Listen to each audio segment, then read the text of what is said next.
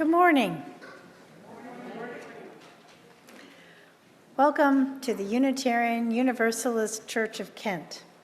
We're a spiritual community that seeks to be diverse and inclusive as we inspire love, work for justice, and grow together in community.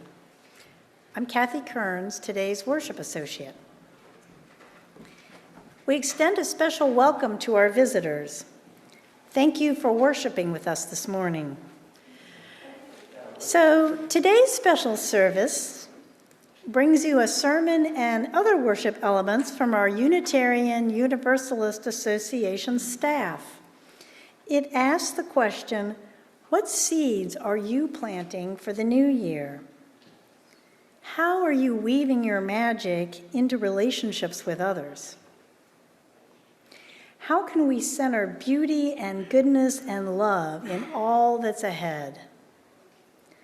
Our denomination's president, the Reverend Dr. Sofía Betancourt, is giving the time for all ages and the sermon today.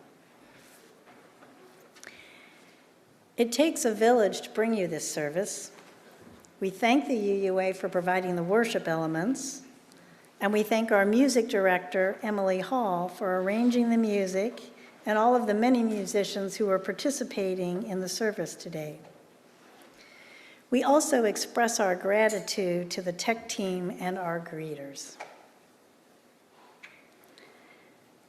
Now, let's take a moment to breathe, to enter into this time of community once again, and to invite the Spirit to be present among us and to open our hearts to life and the gift of this day. Come, let us worship together.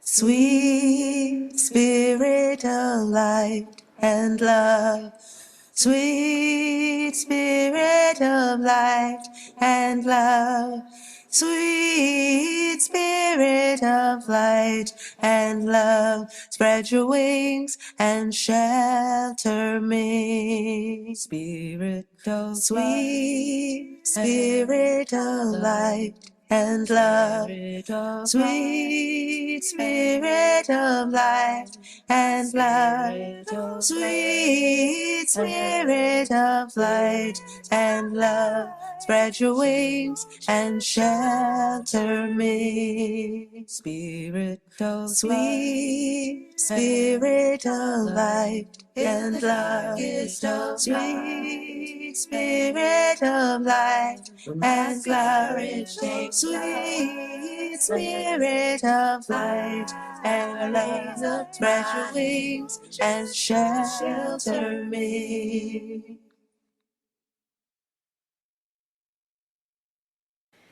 As Unitarian Universalists, we light a flame within a chalice to unite us in worship.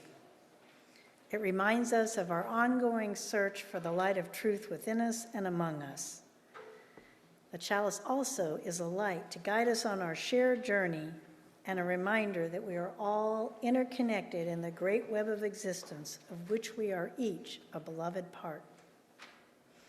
As Gareth comes and lights our chalice, I invite those on Zoom to light your home chalice.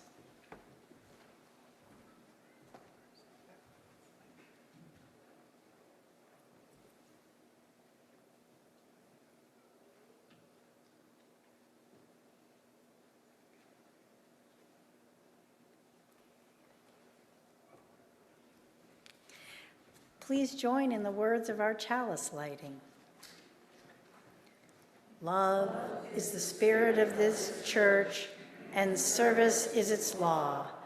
This is our great covenant, to dwell together in peace, to seek the truth in love, and to help one another. And now for our time for all ages. We have a story that will be shared with us by the Reverend Dr. Sofía Betancourt.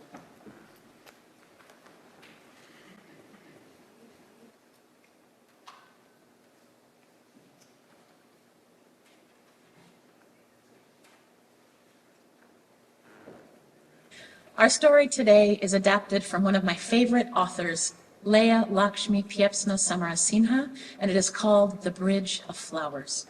Now, I need you to know that this story is told in the voice of a young girl who loves her family very much. Here we go. I am quiet, and I listen a lot, and that's why I get to tell this story. So here's what happened.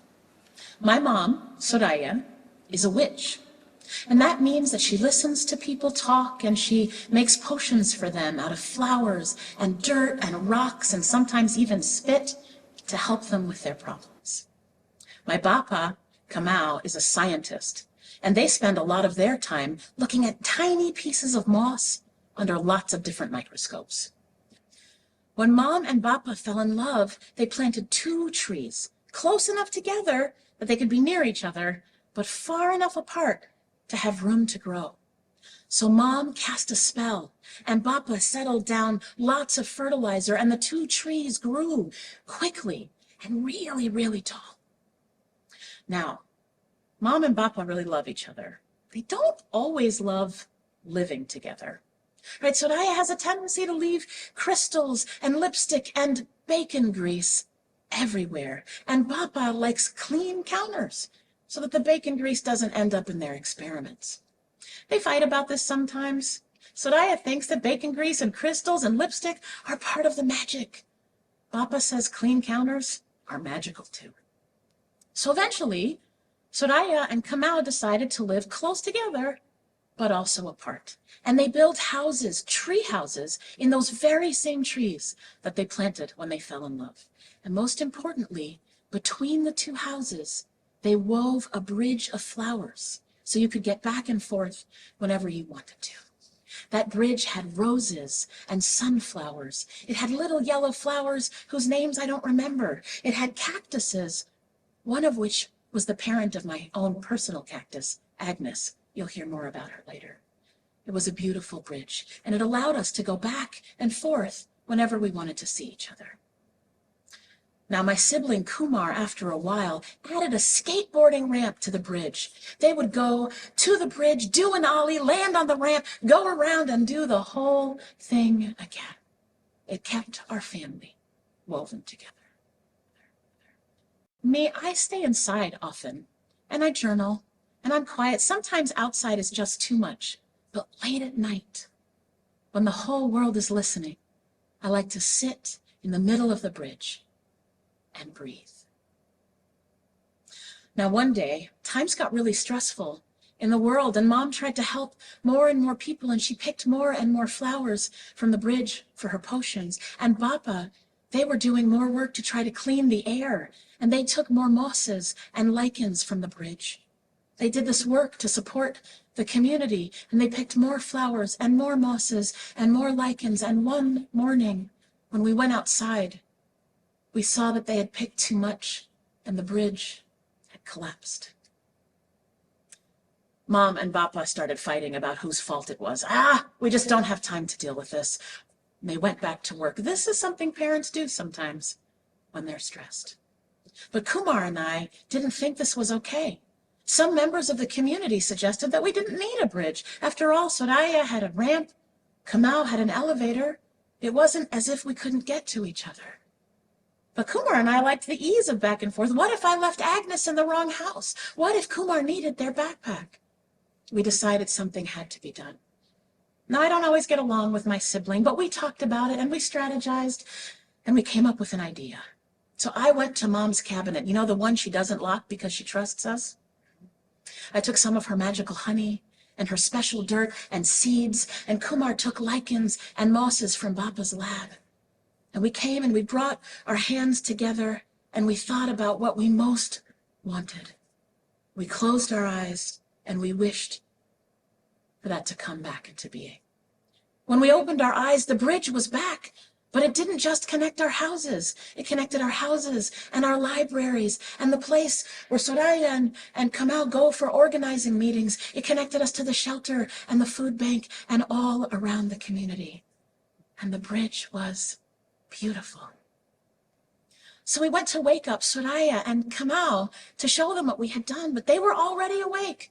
They were up late, working on saving the world. But they came outside with us and saw the bridge, and it was good. So it turns out that I have magic too, even though I'm quiet. Or maybe because I'm quiet, I have magic. And it's good to live with people you love and to sometimes have enough space for yourself and for growth. And the truth is that sometimes when we least know what we're doing, it's when we are at our most magical. And that is the end of our story. This is our spiritual home where we have a chance to deepen our relationship with the sacred. To do that, we create a shared silence for each of us to connect with what we hold to be of ultimate meaning in life. Some of us pray, others reflect, or meditate, or offer gratitude in our hearts. It's a time to reflect on life as we reconnect with the sacred mystery that is at the very heart of life itself. Let's enter the silence.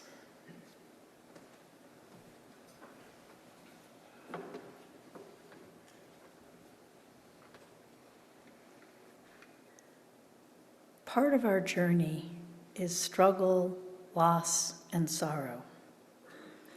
In the spirit of being a community of care, we take time to share those sorrows that are in our hearts right now.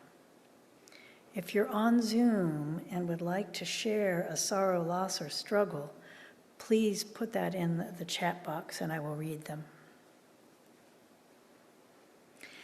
I want to begin by giving an update for anybody who hasn't heard that our minister, the Reverend Stephen Protzman, who's on medical leave right now, had surgery this past week, and he wanted to let everybody know that the surgery went well and he's in recovery now. He welcomes your good wishes and prayers. He is not yet ready to have visitors yet, though, and he'll let the congregation know when he's ready for that. So, Reverend Stephen, we are keeping you in our hearts, thinking of you, sending you our blessings and good wishes for what we hope is a speedy recovery. And lots of nodding heads out, Stephen, if you can't see them.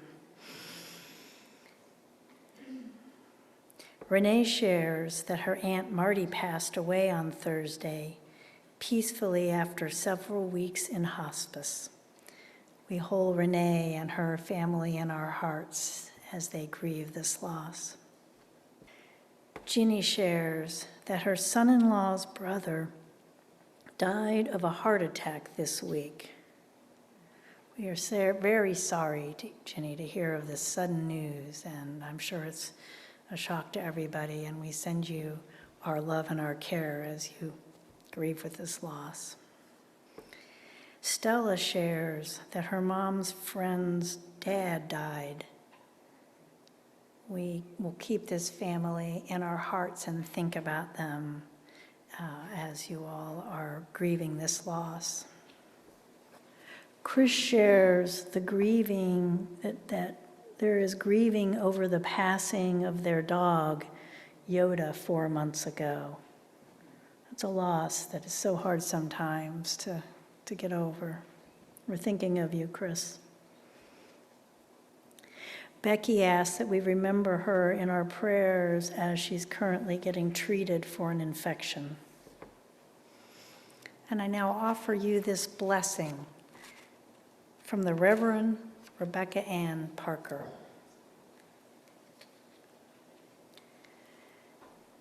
In the shadowed quiet of winter's light, earth speaks softly of her longing, because the wild places are in tears. Come, she cries to us, kneel down here on the frosty grass and feel the prayer buried in the ground. Bend your ear to my heart and listen hard. Love this world, she whispers. Distill peace from the snow and water the cities with mercy. Weave wonder from the forest and clothe grief with beauty. Rest in the rhythm of the turning year. Trace the bending arc rounding the curve toward justice, and vow anew to do no harm. The winter trees stand watch, hallowed in the last gleams of the slanting sun. Glory sings here. Heaven echoes the call. Repeat the sounding joy. Make your life an answer. Bow, praise, rise.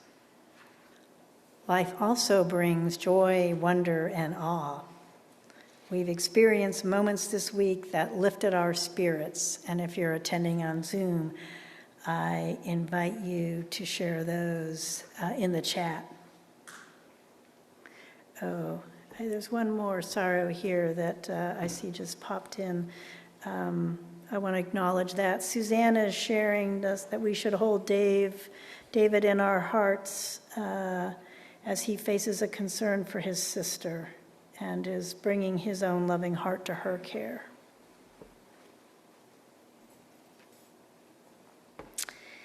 So for our moments of joy, Val shares that the Gleason family celebrates the birth of their new daughter, Lucia Marceline. Always a joy to have a new child, a new baby.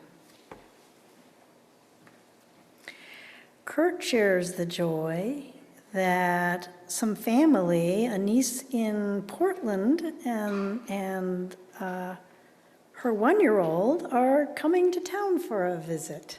Sounds like a fun time with lots of energy with a 1-year-old.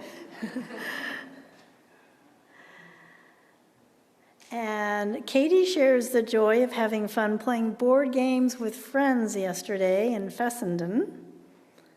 Thank you to all those that made that opportunity happen. And Silas did an amazing job in his wrestling tournament, Becky shares. He did a double leg slam. I have no idea what that is, but it certainly sounds impressive. And not seeing any more shared. With gratitude for these and every blessing we receive in life, for the gift of life itself, for the companionship of one another on our journey, for the beauty of this world and this day of possibility, we raise our hearts in gladness with the word, Amen. Freedom is my birthright. Freedom is my birthright. I was born in freedom. I will grow in freedom. I claim my freedom now.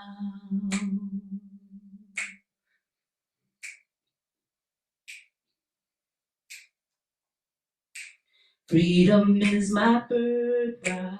Freedom is my birthright. Freedom is my birthright. Freedom is my birthright. I was born in freedom. I was born in freedom. I will grow in freedom. I will grow in freedom. I claim my freedom now. I claim my freedom now. Now, see, freedom is your birthright. Freedom is my birthright. Freedom is your birthright. Freedom is my birthright. Freedom is your birthright. I was born in freedom. You were born in freedom. I will grow in freedom. You must grow in freedom. I claim my freedom now. I bless your freedom now. Freedom to love, freedom to live, free to receive, free to forgive. Freedom is power. Freedom is my birthright. Freedom is our birthright. Freedom is my birthright. Freedom is our birthright. I was born in freedom. We were born in freedom. I will grow in freedom. We must grow in freedom. Claim my freedom. I bless our freedom now.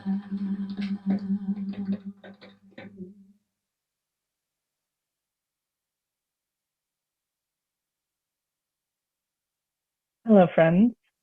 I'm Reverend Megan Foley. I am a middle-aged white woman, have short white hair and clear-colored glasses, and I'm wearing dark clothes today. Join with me for this time of reflection and meditation. I'm a lazy gardener, I have to admit. So that was the reason that I first got into planting bulbs. You know, these things. They're not much to look at, but if you can tell which end goes up, you have one of these and an hour to spare, and you don't mind getting dirt on your knees, you can bring a little magic to a part of your yard or anyone's yard that might be in need of color, life, or just a good surprise when spring rolls around again. The first time I planted bulbs, I must confess I was doing it as a chore. I was thinking ahead to some time in the future when this bulb would transform into something else absolutely beautiful, tulips or irises or something even more incredible. In a time of year that was brown and drab, I was trying to plant some insurance, some bit of hope for a future time when I would be surprised and delighted by what would be coming up out of the ground. Who wouldn't want to have a hand in making magic, getting a funny brown ball to turn into a beautiful flower? What I didn't expect to love was the drab, brown, dirty planting itself. Aside from putting an actual child to bed, nothing feels more cozy, comfy, or tender to me than planting a bulb. You make a little ground nest for your round friend. You make sure the up side is up so that when it's ready to stretch, it will know which way to go. And then you tuck it in. You cover it all up with some soil and you give it a few pats. You wish it well in the cold weather, knowing it is protected and safe. It is all I can do not to end with, "There you go, sweetie," with each little one. Planting bulbs itself is not a chore. It's an occasion of peace and love, like holding a sleeping child. It's also an occasion of hope and faith in a future you cannot see, like, well, holding a sleeping child. But its value is not only in the future.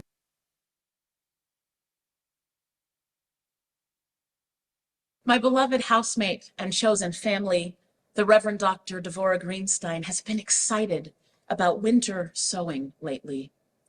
This is the practice of starting seeds outdoors in the winter months, long before most of us think about planting gardens.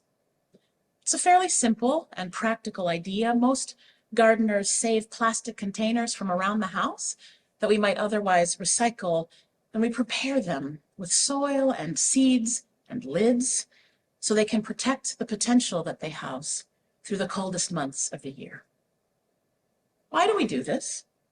Couldn't we look at beautiful pictures and seed catalogs instead and dream of all that we might plant in the spring months? I know that has long been my personal practice. Why would we follow what for some of us are the winter holidays by tucking tiny kernels of life into unlikely spaces?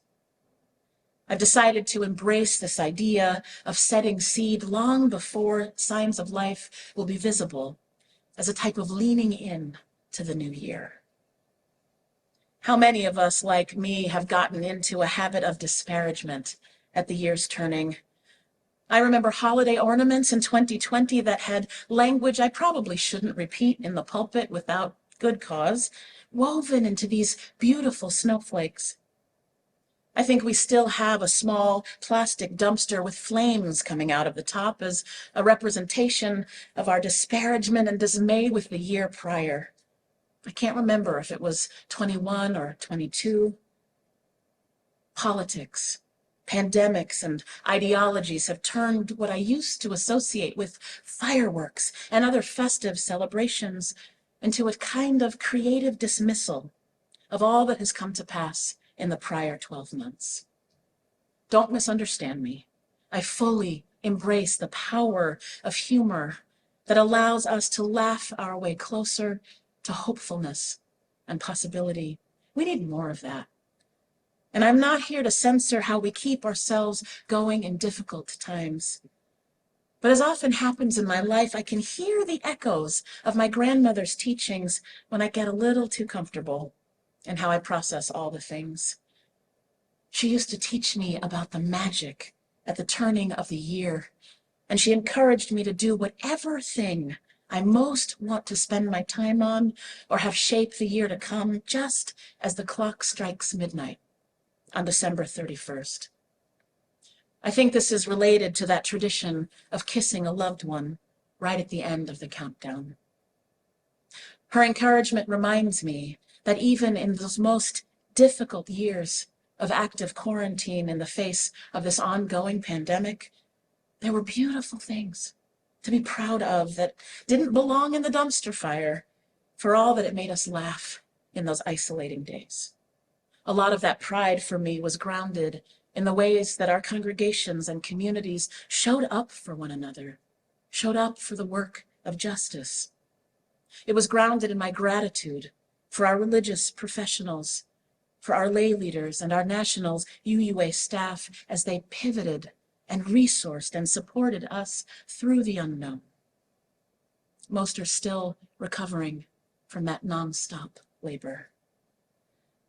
Beloveds, we leaned into community care in profound ways, and I am so proud of how we continue to do so, even as many of us, though not all of us, experience fewer restrictions in our activities than we did then. We built magical bridges, the very kinds of connections and interdependence that we continue to live into together in new ways. Those bridges between and among us require tending, as does the religious witness that we hold together in the world in common cause. In the story that I shared for today's service, we learned about a family negotiating their relationships to one another in their day-to-day living. In The Bridge of Flowers by Leah Lakshmi Piepzna Samarasinha, she invites us to consider the beauty in how we intentionally maintain our connections to each other and invest in bringing our values to bear in the world. This unique bridge connecting people across love, across differences in how they approach everyday life, their belief systems, and community engagement, still allows for the creation of beauty and magic, as beauty and science and magic weave together a path that can be navigated by everyone. It keeps them connected to their children, to their people, keeps them connected even when stress seems to rob them of their joy. I probably don't need to remind you that when times were difficult and two people who loved one another profoundly gave more than they could sustainably give to maintain and support their surrounding communities, the Bridge of Flowers collapsed. Not only did it collapse, but some outside of their nuclear family discouraged them from rebuilding the bridge. Soraya had a ramp after all, and Kamau had an elevator. It wasn't as if they could no longer reach each other with enough effort, but the love at the center of their living space was missing, and it took beauty and magic from unexpected places to reweave the interdependence that had long nurtured that family. I can imagine my grandmother telling those children to hold the seeds and the dirt and the honey and the spores together at midnight at the turning of the year. Of course, we still have time to set intentions or to weave magic for 2024, and the purposeful naming of what we most long to turn our focus toward feels important in this story. What are you most proud about from 2023? In what ways did your congregation or community encourage you to live more fully into all that you hold most precious in this past year? How did they surprise you? How did you surprise yourself? Imagine that the great potential of our liberal and liberating tradition could be nurtured through the coming months in something as simple as a reused gallon jug. Maybe there is soil in the surrounding area that is already adapted to the climate where you live, or maybe you have collected seeds from plants that have grown more savvy about their surroundings over the years. I believe that our Unitarian Universalist faith is uniquely suited to the work of justice, to showing up for the rights and freedom of all. We have everything we need to respond to these times, even in moments of devastation or fear, even when bombs fall, even when ideologies of hatred and separation are lauded around the nation, even when the bridge that holds our hopes and dreams manages somehow to fall. There is a power and a hopefulness in how each one of us can set our intentions for the coming year and not wait on sun or bird song or better weather to do the work of new growth. Right? Earth itself can cradle our dreaming as we gear up for all that is yet to come. To put those kinds of efforts at faithful living into another kind of theological context, I want to remind us of the writings of the Reverend Kenneth Patton on the Temple of Beauty. I consider Patton one of our modern Universalist theologians whose draw to universal religion was such that he theorized the idea of a religion for one world, and he worked to bring it into being at the Charles Street Meeting House in Boston. This was Patton's commitment, the seeds he planted into the great potential of our faith. For Patton, universalism needed to be expanded. It needed to be made large enough to become an expression that included a universal humanity, universal peace, universal welfare, universal health, universal freedom, universal security, universal science and understanding. I can imagine him reweaving a bridge of flowers with these words from his 1964 book, A Religion for One World, where in trying to describe for us how we might learn to live together in community with all of humankind, he writes, "This is one world. You are one humanity. Live, therefore, in peace and till the garden of the earth. Make your days and the years of your children a glad time upon the earth."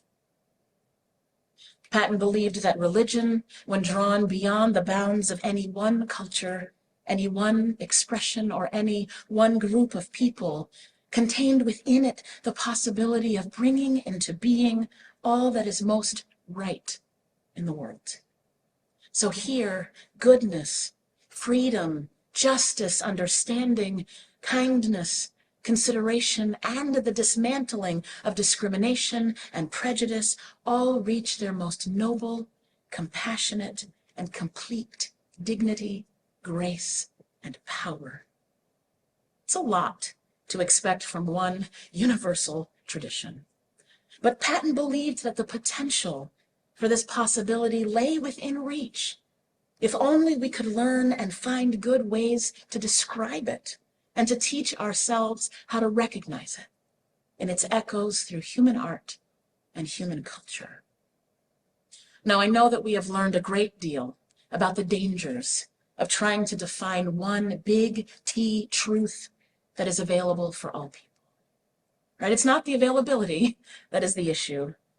It's the likelihood that one dominant group's perspective will be elevated as the ultimate goal to the erasure of all other cultural and communal expressions. That is not what Patton is calling for. But still we know, right, to hold ourselves accountable to the impact of power in those scenarios.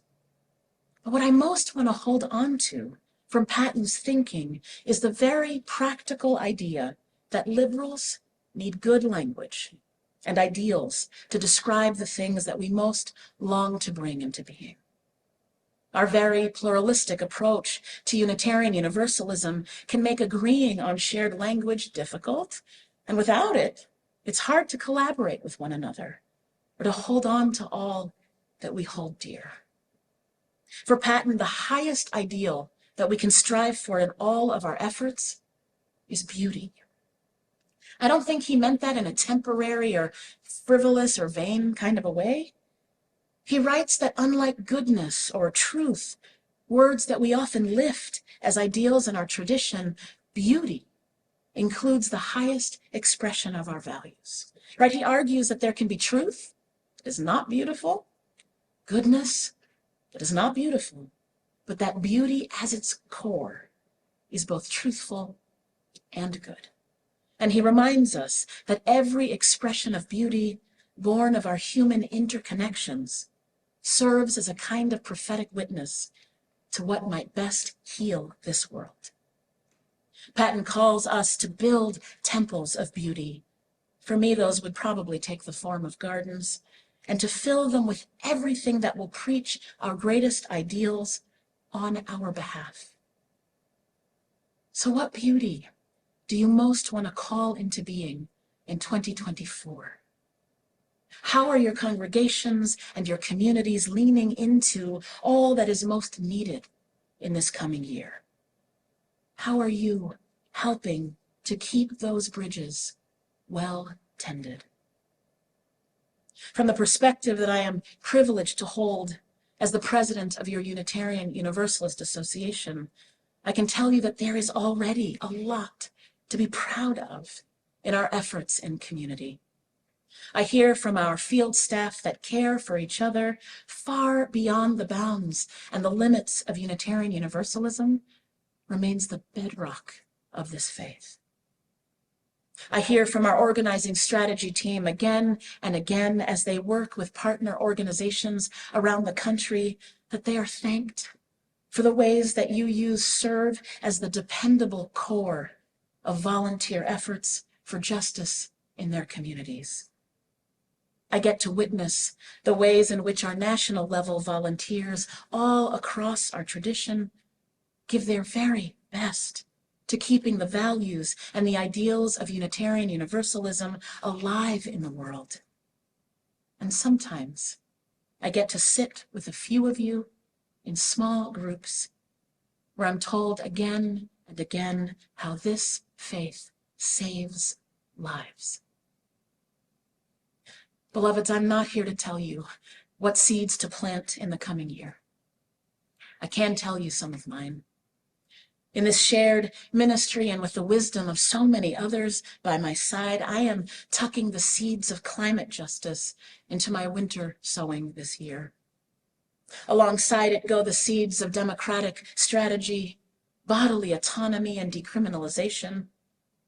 With your dedicated national staff, I get to plant seeds of accountability in ministry and congregational life, seeds of leadership development, resource production, ministry with youth and families, and greater equity among our religious professionals writ large. Together, we will continue to sow seeds that protect the most vulnerable among us, and together we will you the vote again in this coming year. The garden of my dreams is born of the great potential that I know lives at the heart of this faith. And the love that we call into being at the center of it all is more than enough to help our dreaming bear fruit. Loves, these have been challenging times, and the beauty that we bring into being together will be enough. May 2024 shower you in blessings, and may you in turn take those blessings and share them in the world.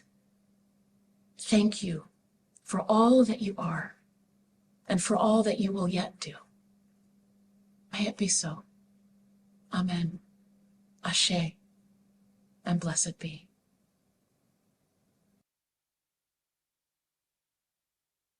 Love invites us to express our gratitude for all that we have by giving as we are able. If you give financially to the life and ministry of this church, thank you. If you give of your heart, your time, and your talent, thank you. To help others in our community thrive, we also give to agencies and organizations that serve those in need. January's special offering was chosen by us, the kids, to benefit UNICEF USA. UNICEF USA is committed to living out diversity, racial equity, and belonging. UNICEF USA works all over the world to protect, advocate, and educate children. Their mission is to relentlessly pursue a more equitable world for every child. And they do this by feeding the hungry, fighting for the rights of all children, providing health care, and protecting the environment. We hope that you will give to UNICEF USA as we, the children of this church, commit to supporting their work through action and education in our RE classes.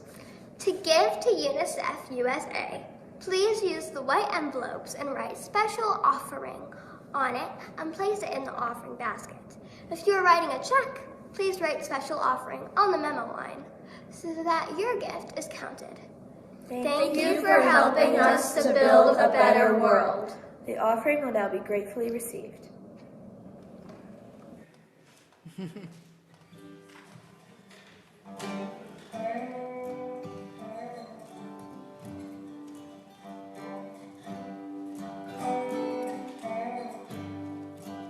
Every seed we plant is love. Every seed we plant is life. We must gather seeds to plant. We must gather seeds to share. It's how our people survive the past. It's how our children go on from here. Every seed we plant is life. Every seed we plant is peace. When the winds of hatred blow and the drums of war resound, we must care for those in need. We must search for common ground.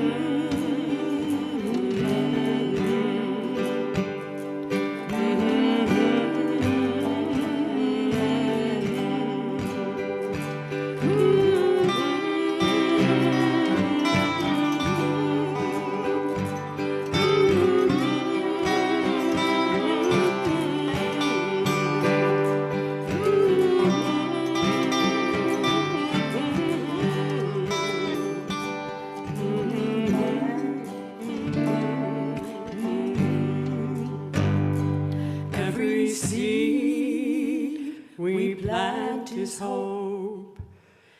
Every seed we plant is love.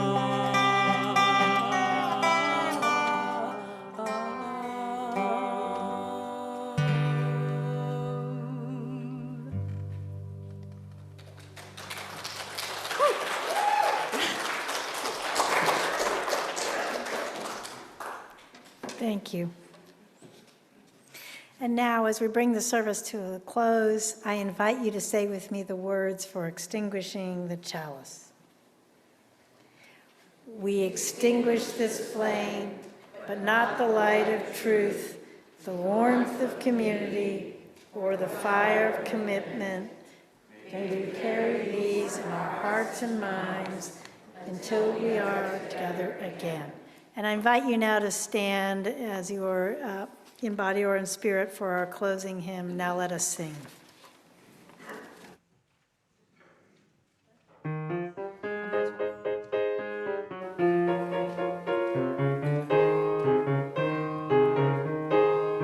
Now let us sing. Sing to the power of the faith within. Now let us sing. Sing to the power of the faith within. Lift up your voice. Lift up your voice. Be not afraid. Sing to the power of the faith within. Now let us sing. Sing to the power of the hope within. Now let us sing. Sing to the power of the hope within. Lift up your voice. Be not afraid. Sing to the power of the hope within. Now let us sing. Sing to the power of the cause within. Now let us sing. Sing to the power of the love within. Lift up your voice. Be not afraid. Sing to the power of the love within. Now let us sing. Sing to the power of the joy within. Now let us sing. Sing to the power of the joy within. Lift up your voice. Lift up your voice. Be not afraid. Sing to the power of the joy within. You can go ahead and sing. I have two announcements for you today. And one, I want to make sure everybody knows that starting next Sunday, February 4th, we are going to be on a different church schedule. We're trying something new. We're adding a second service, and unlike in the past when we did the same service twice, the intention here is to provide two different kinds of worship experiences so people can choose which they want to go to, or of course, you can always go to both. So let me review the schedule just to make sure everybody knows. Next Sunday, February 4th, we're switching things up. At 9:15 will be the first service, which is intended to be a more interactive and shorter service. It will be 45 minutes long, so it will run from 9:15 to 10 a.m., and it's intended to be very family friendly. And then after that service, then that will take place here in the sanctuary. And then at 10 o'clock, when the children will be attending their RE classes, adults will have a couple of different options taking place in Hobbs Hall. You can attend coffee hour, just like you normally might now, and visit with people. Or if you want a more structured experience, at the same time in Hobbs Hall, there will be some conversation groups happening.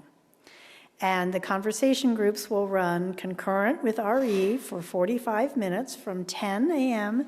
to 10:45. Now, the conversation groups are intended to be drop-in. You don't have to sign up for advance, but it would be great for you to arrive on time at 10 o'clock because they'll be introducing it, and that way you won't be walking in on the middle of a conversation. So if you do want to attend those, please come at 10. Otherwise, the coffee hour will be happening for a whole hour, so you can stop in anytime you like to visit with your friends in that hour. At 11 o'clock will be the second more traditional service, like what you've been experiencing at 10 o'clock. And that will be an hour-long service here in the sanctuary at 11. And anybody of any age is invited to attend any part of that that would interest them. So just know you're welcome to any part of that. You can come at 9:15 and stay the whole time. You can come at 10 for things and stay, whatever you wish to do. And we want to thank, this is an experiment we're trying, so they'll be asking for feedback later, but we have a team of people who have organized this. That would be our RE director, Colleen Taylor, our music director, Emily Hall, our community-affiliated minister, the Reverend Renee Rahatsky, who is here today. Could you put your hand up so if anybody has questions, you know who to ask today? And he's on medical leave, so nobody's going to bother him right now. But when he's back, you can also talk to Reverend Stephen about the new program as well. So anyway, any further questions, please see Renee. And I have a second shorter announcement, and that is next week, also February 4th, there is a special program in here that is co-sponsored by our church and the Kent Environmental Council on gray wolves. I have a handout here that I'll leave here if anybody wants to come take a picture of it. But there's going to be a story that's read, and then they'll be sharing a bunch of information about gray wolves and what's happening with them environmentally right now. And they're really encouraging families to come. It should be a pretty family-friendly program.